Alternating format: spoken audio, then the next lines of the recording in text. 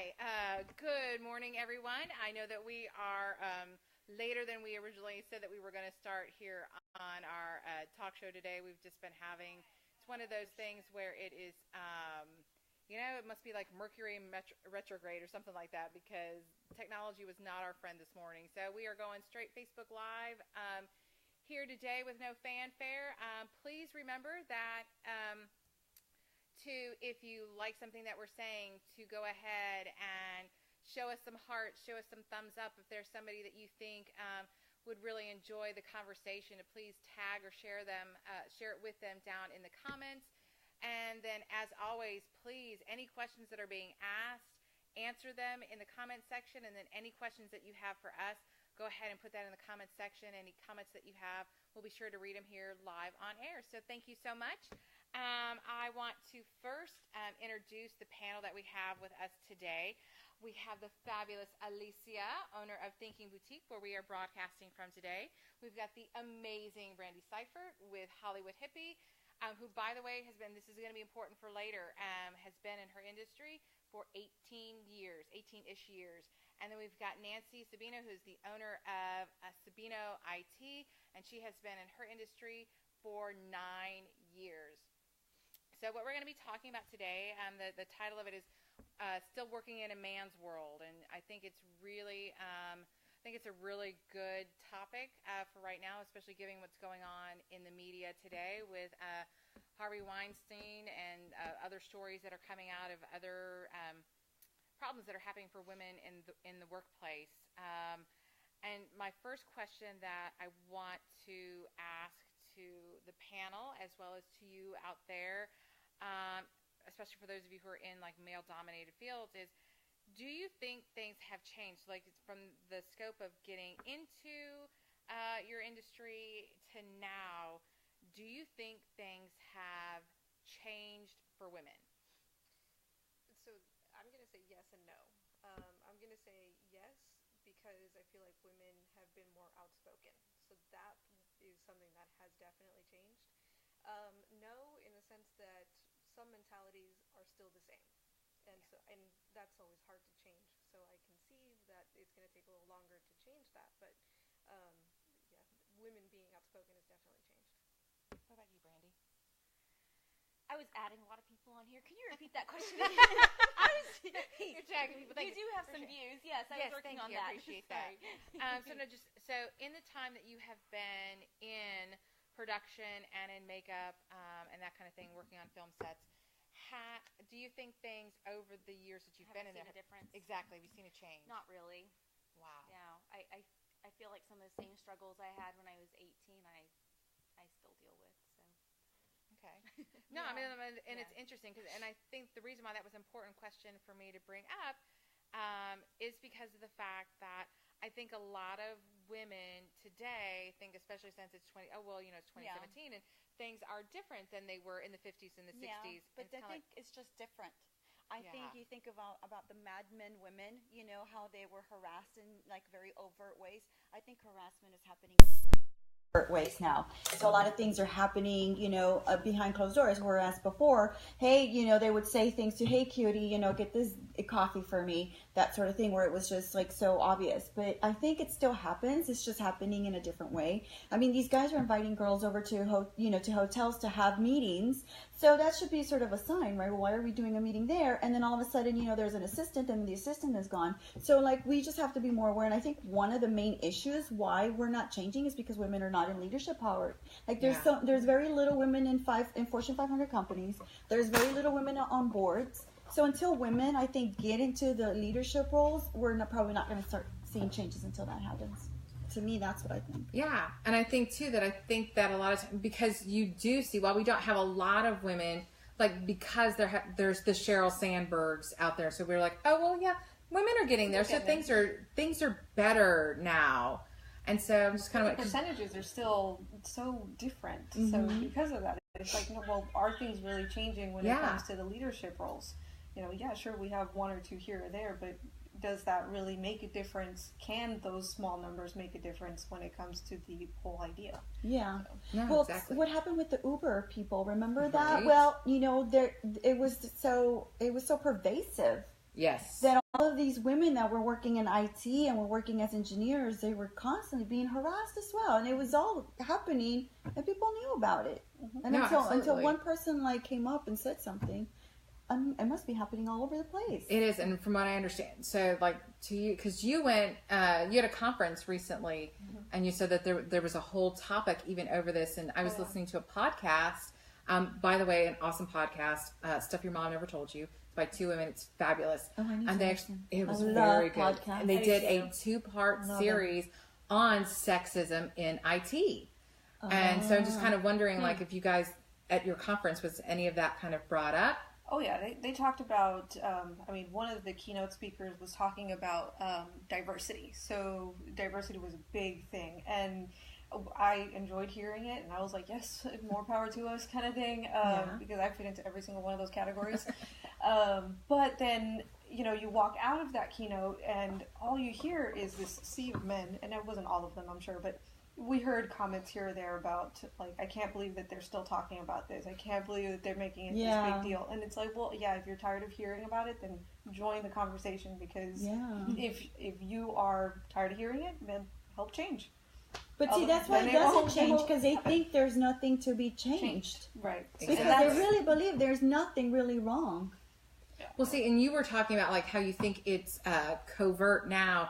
And on the podcast that they were talking about, they were sharing stories of where it really was. They are still very overt sexual harassment and things like that are going on. Oh, look, we've got, look at this. We've got people who have tuned in. I got to put my glasses on. So, Anna, we can hear better. Thank you. Yay. So it was hard to hear. Sorry. Araceli, my favorite girls. Thank you, Araceli, for joining us. Thank you, Anna, for joining us, and Jeremy Permenter. So that's my brother. Okay, I was going to like that's somebody's brother here. So yay! Thank you, Jeremy. We've got to go on the show. So and happy Wednesday. Thank you again, Anna, for joining us.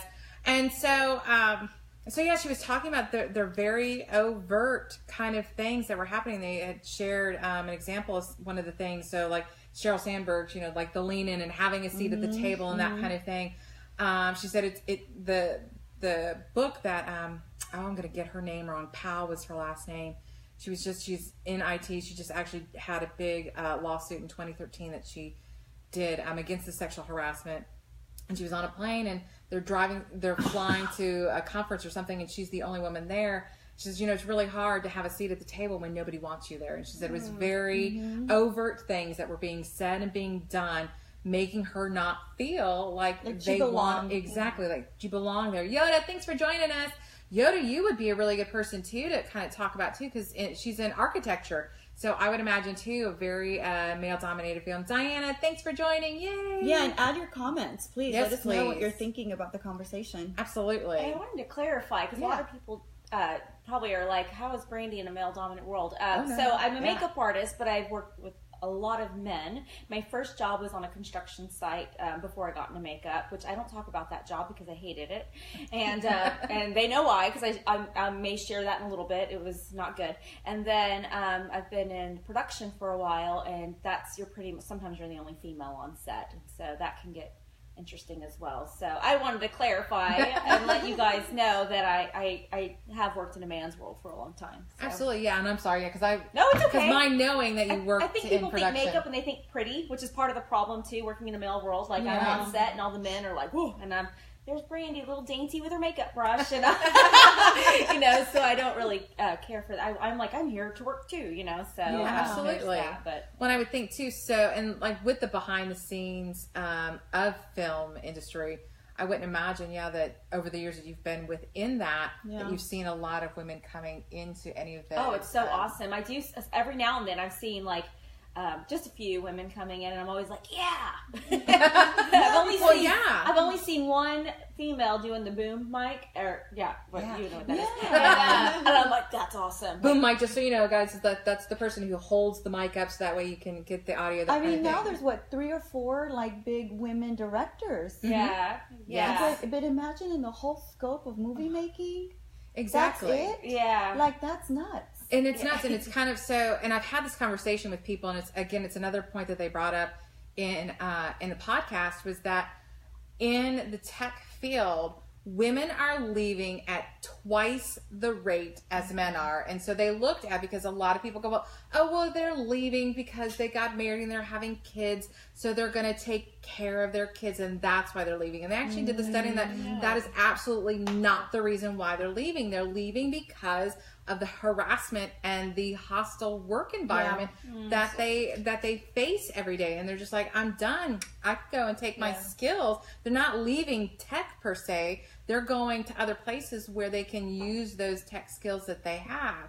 But again, we still have the that was problem. one of the things. That was one of the things that we realized was talking about diversity is one thing, but talking about inclusivity is a whole other thing, and that's where the problem lies now. So diversity, you can talk about diversity till we're blue in the face, but if we're not feeling included, then nothing's going to change.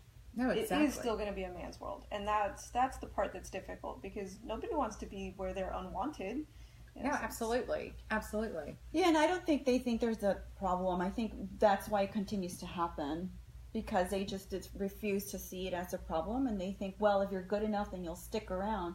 Well, you're making it really hard for her to stick around. You're really not, she might be very qualified. She might be great. She might be amazing, but she doesn't want to be tortured every single day. She doesn't want to be going to work every single day and be ready to hear catcalls or, craziness. She doesn't want to be a part of that. Even then, I think that it also becomes like a, can you even do this? Right. And I've gotten looks like that before, or comments of, oh, really? That's what you do?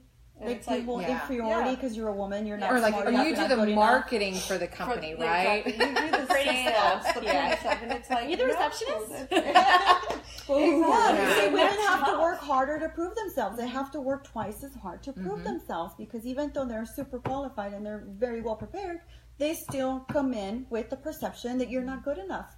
Yeah, so we went to our first industry conference 2 years ago, and it was like the first time for me, and I don't like being around a lot of people, but just feeling like I was the only or very few women, especially in the position that I'm in, amongst all these men, it was so intimidating. And I left there basically feeling like I felt like an imposter. Like, I'm not supposed to be here.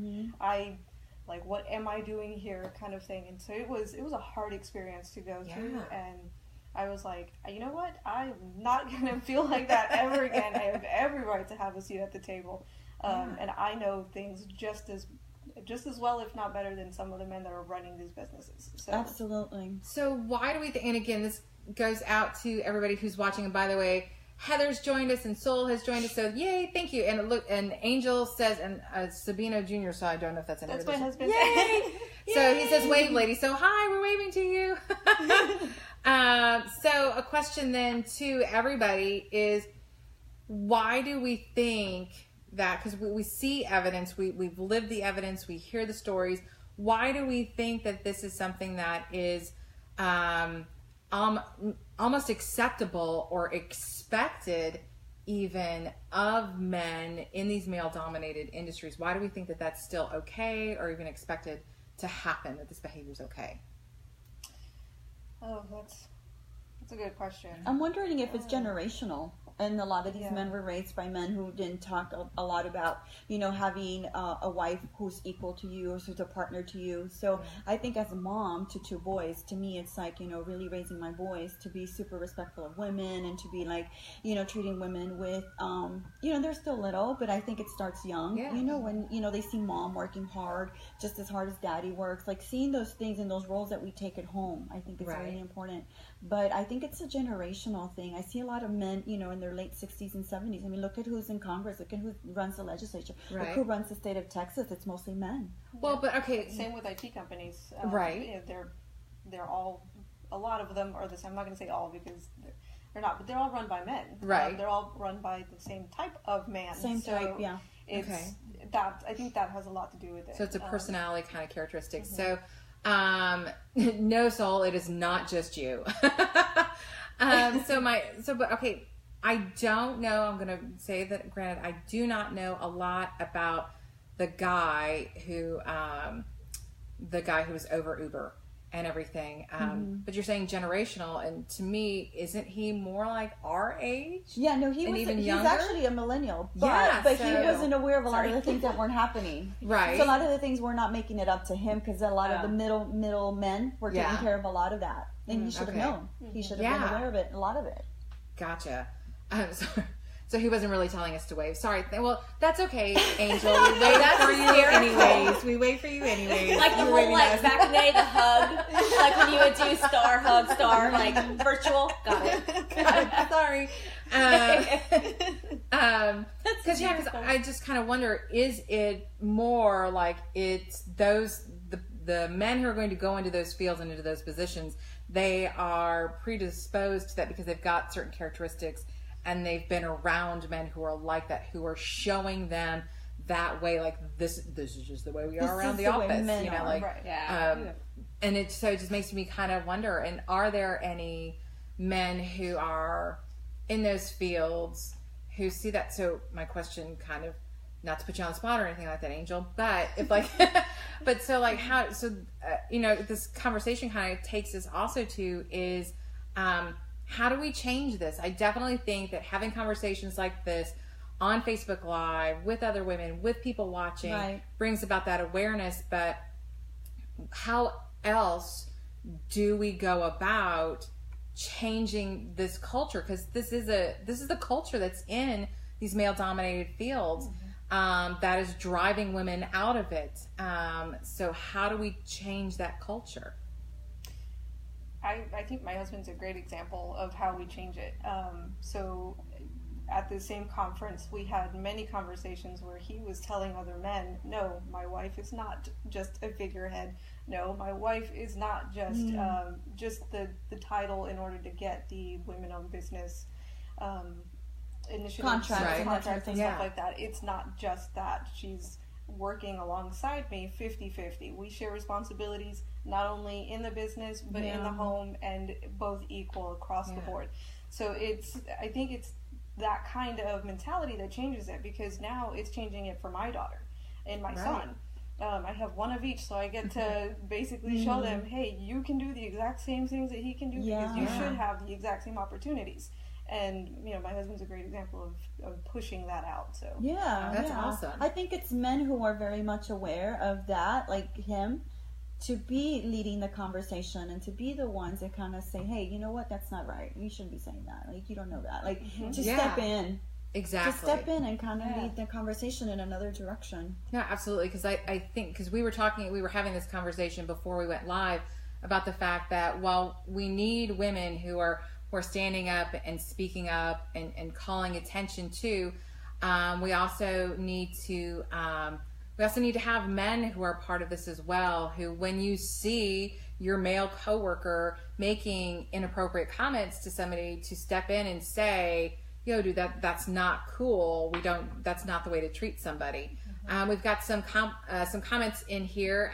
We've got Melissa who has joined us. So thank you, Melissa, for joining in. She says, I've been in oil and gas off and on for over 10 years, and I think you can choose to take two roads. You can say, oh, it's not fair, it's a man's world. Or you can shut down their comments. Hey, Mike, can you do me a favor and hit more on that?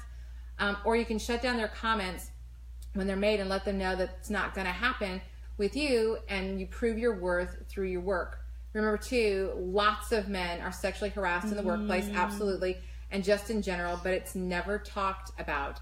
It doesn't make it right, but it's not just a woman thing.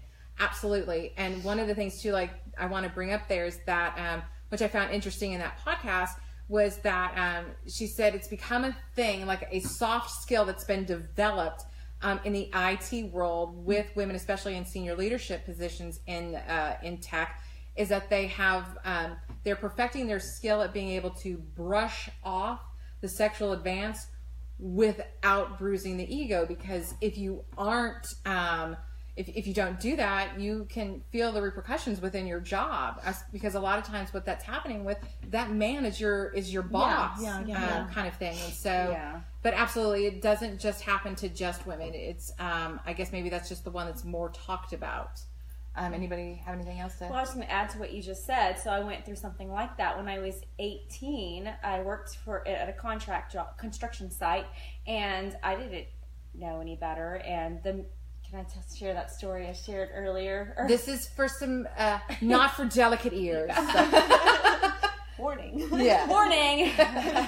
Turn it down if you have children nearby. Well, the owner straight up asked me, do you like tacos or sausage? And that's gross, by the way. I was 18 and I just sat there like, what? I knew what he meant, but I didn't know how to reply. And there's no one to go to. I worked in East Texas. There's no other job nearby. I want to keep my job, and I did keep it for a while, but I remember feeling so violated, and I didn't say anything back, and because I wouldn't have had a job, Yeah. And gosh, that's awful. And then, so that was 18, and I guess not too long ago, I've been on jobs where sexual comments are still being made. I've been invited up to hotel rooms and asked to do certain things and that I am not qualified, nor do I want to do. So I just can't believe that's actually going on, and people are so blunt to ask those questions. Well, and sometimes it's kind of crazy because I'm getting like, oh, can y'all well, see? no, I'm I like, know. what's my fist? Well, yeah, I mean, because You're sometimes angry. it's like you have to develop that soft skill to do that, because it's to even have that expectation for that to happen. Like, what am I going to do when this happens? Not if it happens, but when it happens, how am I going to handle this? You have to be prepared for it, because I mean, I would have been the same way. Like, I'm an independent contractor, and I don't want to ruin my name, so I need to take care of myself, and at the same time I have to kind of approach things in a way where I can't be like, I can't say what I really want to say, is what I'm trying to say. Right.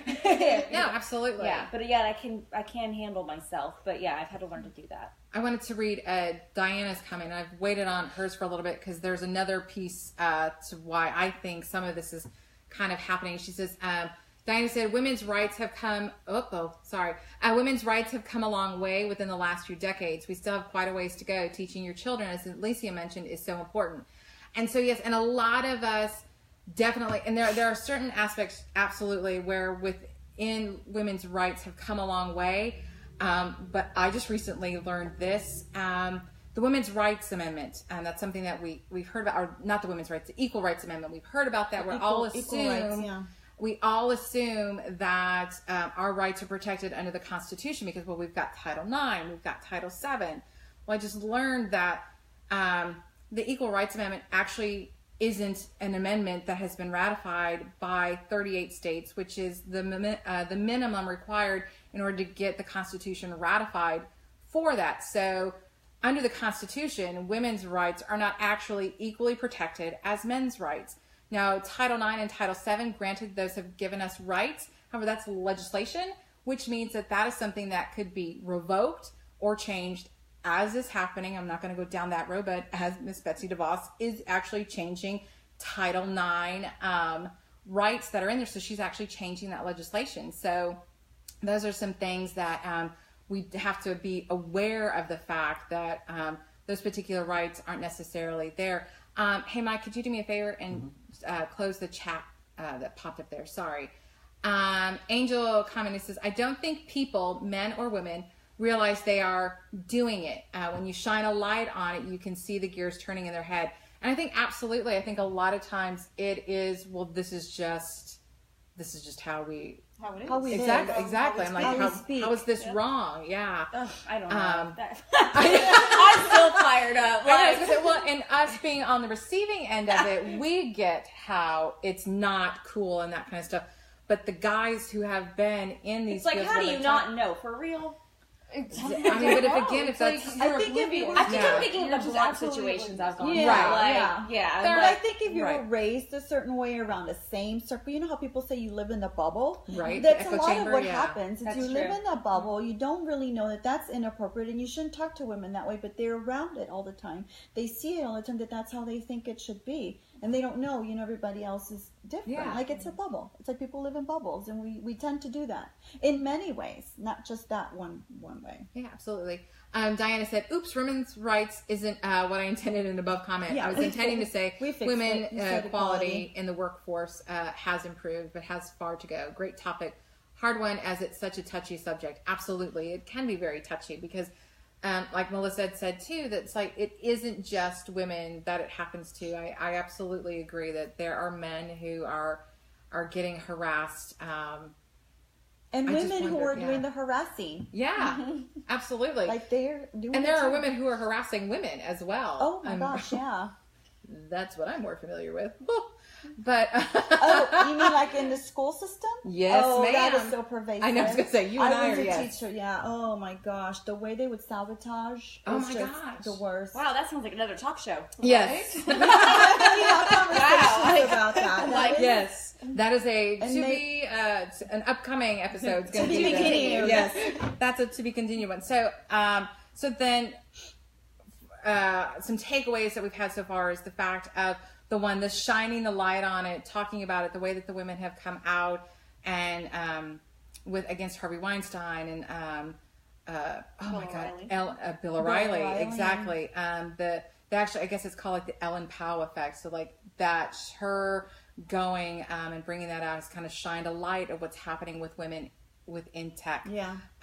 So having conversations like this, going to the conference like Nancy went to. And just again working with our kids and trying to find that delicate way of bringing it up to like that's really not the way that you should talk to me kind of thing, and having those conversations. Is there anything else that you guys can think of again to the audience of like what we can do, or how does one approach when someone has been inappropriate with you? How do you guys handle it? Because goodness knows, with the Me Too, the hashtag Me Too that went was going out on social media, we know that there are way more women who are impacted by this than not. So, how have you handled those situations? So I'm going to talk about a recent thing that happened to me, and it wasn't sexual harassment. But it made me uncomfortable, and it wasn't the time or the place. I was doing a presentation in front of a council, and there were other members behind me. I was the only female to present. I was the only one that was asked to come up in front of the council. And then there was a comment that was said that was just unnecessary. Which it was, oh my, how pretty you are. So it's not sexual harassment, and it's, there's a lot of people that could say, oh, that it's a compliment, you should take it like a compliment. But that wasn't the time or the place. Right. Now you've taken away from my presentation, and everyone else is sitting there wondering, or what is happening. I mean, obviously you might be being ogled, whatever. And it was just inappropriate, and it took away from me at that moment in the presentation what I was doing, because now I was sitting there like, oh my God, really? I'm now thinking about something else, so my head isn't in the presentation the way that it should be, and I have to brush it off and move on. Right. So it was like, really? Yeah. Like, right yeah. now? But there are sometimes they're not. It's very passive aggressive. Absolutely. It is exactly. They know what they're doing. Or the things of like you being the only one in the room who's asked to take notes. You being the only one who's asked to go get the coffee for everybody. All the time. It's those little things. It's those little microaggression kind of things. So and that's kind of what happened with a lot of women. We've got, and again, granted, it would probably happen with guys too, is that there are these things where in the moment it is very obvious what is happening. But then when trying to take it to HR, trying to have it, especially like trying to have it in a lawsuit or something like that, where then when it's out of the place, like right now, it might be like the whole thing where like, oh, well, yeah, I mean, he said you were pretty, so what? Exactly. So it doesn't feel like. But it wasn't the time or the place. Yeah, why would you make a big deal out of that? Like, exactly. Silly things like that. So I know. So we are going to, this conversation could literally go on for hours. I know. We are going to go ahead and wrap it up. Please, if you're watching this on the replay, ask questions, give comments in there. We will be sure to respond to you there as well. And by the way, just an FYI, if you are watching this from 11, which is like now, until 4, or like past now, till 4, Brandy is here. She's launching her new line, so you can come and take a look at the colors and everything, be a part of the process with naming them and everything, and picking what products she's going to have. So swing by here to the Thinking Boutique between 11 and 4 and check out Brandy's new items that she's got. So thank you so much, everybody. Have a great day. Bye. Bye. I'm sorry. You can go ahead and do it. Her clients are here right now, so yes. Yay. Yay. This is a great topic. This was good. Hello. Thank you.